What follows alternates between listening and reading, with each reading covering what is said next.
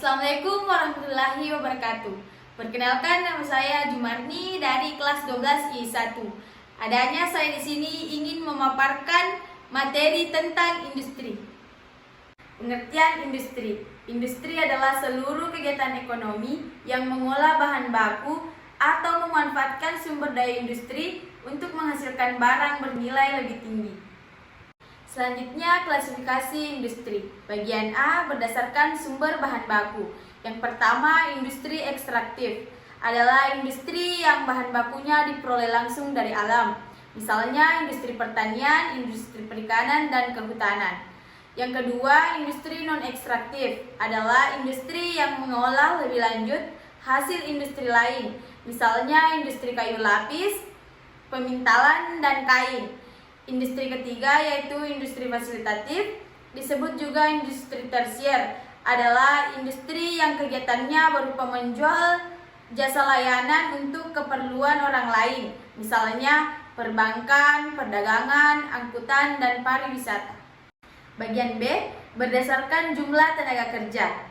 Yang pertama, industri rumah tangga, yaitu industri yang menggunakan tenaga kerja kurang dari 4 orang. Tenaga kerja berasal dari anggota keluarga, pemilik atau pengolah industri maupun kepala rumah tangga. Misalnya industri anyaman dan industri kerajinan. Yang kedua, industri kecil, yaitu industri yang tenaga kerjanya berjumlah sekitar 5-19 orang. Tenaga kerjanya berasal dari lingkungan sekitar atau ada hubungan keluarga. Misalnya industri batu bata dan industri genteng. Selanjutnya, yang ketiga, industri sedang. Industri sedang yaitu industri yang menggunakan tenaga kerja sekitar 20-99 orang. Tenaga kerjanya memiliki keterampilan tertentu. Misalnya industri konveksi dan industri keramik. Yang keempat, industri besar, yaitu industri dengan jumlah tenaga kerja lebih dari 100 orang. Tenaga kerjanya harus memiliki keterampilan khusus dan perusahaan dipilih melalui uji kemampuan dan kekayaan. Misalnya industri mobil dan industri pesawat terbang. Bagian C berdasarkan jenis produksi yang dihasilkan. Yang pertama yaitu industri primer, yaitu industri yang menghasilkan barang atau benda yang tidak perlu pengolahan lebih lanjut. Barang atau benda tersebut dapat dinikmati atau digunakan secara langsung, misalnya anyaman, konveksi makanan, dan minuman. Yang kedua yaitu industri sekunder, adalah industri yang menghasilkan barang atau benda yang membutuhkan pengolahan lebih lanjut sebelum digunakan. Contohnya industri pemintalan, ban, baja, dan industri tekstil.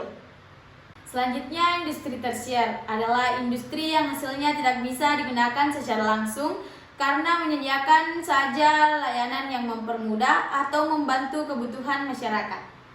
Bagian D berdasarkan proses produksi. Yang pertama, industri hulu adalah industri yang hanya mengolah bahan mentah menjadi barang setengah jadi. Industri ini sifatnya hanya menyediakan bahan baku untuk kegiatan industri lain. Contohnya industri kayu lapis, aluminium, dan pemintalan. Yang kedua yaitu industri hilir, adalah industri yang mengolah barang setengah jadi menjadi barang jadi, sehingga bisa langsung dipakai konsumen. Bagian E berdasarkan hasil produksi. Industri berat adalah industri yang menghasilkan mesin atau alat produksi lainnya. Contoh industri alat berat. Industri ringan adalah industri yang menghasilkan barang siap pakai untuk dikonsumsi. Contohnya industri obat-obatan, makanan, dan minuman. Bagian F berdasarkan bahan mentahnya. Yang pertama yaitu industri agraris, yaitu industri yang mengolah bahan mentah yang diperoleh dari hasil kegiatan pertanian. Misalnya industri minyak goreng, industri gula, industri kopi, dan industri teh dan makanan. Yang kedua, industri non-agraris adalah industri yang menggunakan bahan baku dari non-agraris, seperti tambang dan zat kimia.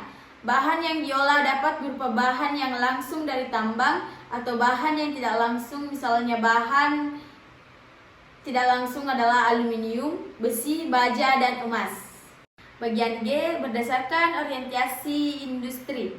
Yang pertama, industri berorientasi pada pasar adalah industri yang didirikan dengan keberadaan konsumen atau pasar. Industri ini berorientasi pada pengolahan yang didirikan dekat dengan tempat pengolahan. Yang kedua, industri berorientasi pada bahan baku adalah industri yang didirikan di tempat tersedianya bahan baku. Contohnya, industri konveksi berdekatan dengan industri tekstil. Yang ketiga, industri yang tidak terkait dengan persyaratan lain adalah industri yang didirikan tidak terikat dengan syarat-syarat di atas.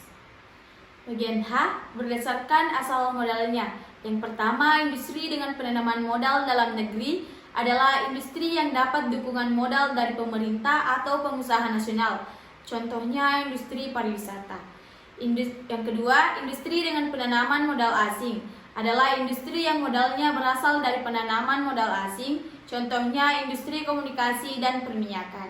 Yang ketiga, industri dengan modal patungan adalah industri yang modalnya berasal dari kerjasama PMDN atau penanaman modal dalam negeri, dan PMA penanaman modal asing, contohnya industri otomotif. Bagian I, berdasarkan pengelolanya. Yang pertama, industri rakyat adalah industri yang dikelola dan merupakan milik rakyat. Contohnya industri makanan ringan dan kerajinan. Yang kedua, industri negara adalah industri yang dikelola dan merupakan milik negara atau yang disebut BUMN. Contoh industri kertas, pupuk, baja, pertambangan, perminyakan, dan industri transportasi. Selanjutnya, faktor-faktor pendukung dan faktor penghambat. Yang pertama, faktor pendukung tersedianya bahan mentah atau bahan baku yang cukup. Yang kedua, tersedianya tenaga kerja yang memadai baik dari segi jumlah maupun keahliannya. Yang ketiga, ada pasarnya atau konsumen. Yang keempat, tersedia modal usaha yang cukup. Yang kelima, tersedia jaringan transportasi dan komunikasi yang memadai. Yang keenam, tercipta stabilitas politik yang menetap. 7. Ada konsumen kerja keras dari masyarakat. Selanjutnya, faktor penghambat. Yang pertama, kualitas sumber daya manusia yang rendah. Yang kedua, modal yang terbatas. Yang ketiga, iklim politik dan usaha yang kurang baik. Yang keempat, infrastruktur dari birokrasi yang jelek. Yang kelima, pasar yang tidak merata. Yang keenam, daya beli masyarakat yang rendah. Sekian yang dapat saya paparkan. Apabila ada kesalahan mohon dimaafkan. Wabillahi taufik wal hidayah. Wassalamualaikum warahmatullahi wabarakatuh.